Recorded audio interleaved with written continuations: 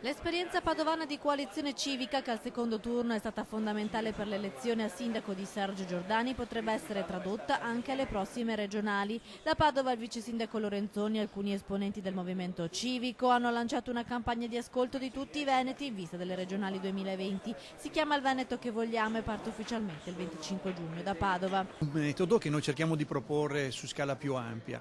Stiamo cercando di capire nel Veneto se ci sia la disponibilità a lavorare insieme per un progetto civico che si concentri su dei contenuti. Per noi è importante che la Regione faccia un ragionamento su una serie di temi importanti per lo sviluppo della Regione e per il benessere dei cittadini.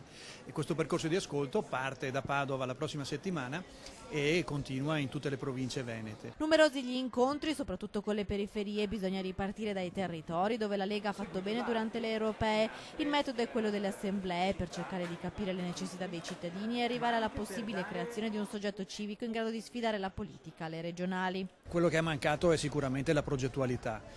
I territori, così come li abbiamo sentiti, hanno desiderio di trovare appunto la possibilità di confrontarsi, la possibilità di portare al centro i bisogni delle persone, i bisogni delle imprese. Coalizione civica dunque potrebbe arrivare alle regionali con un suo candidato. Il vice sindaco padovano Lorenzoni esclude però di essere lui il prescelto. Arturo Lorenzoni è a Palazzo Moroni, ha avuto un mandato dai cittadini che intende rispettare, in questo momento non è assolutamente in discussione, c'è un clima in giunta che è assolutamente piacevole e costruttivo e non ho intenzione di modificare la mia posizione assolutamente.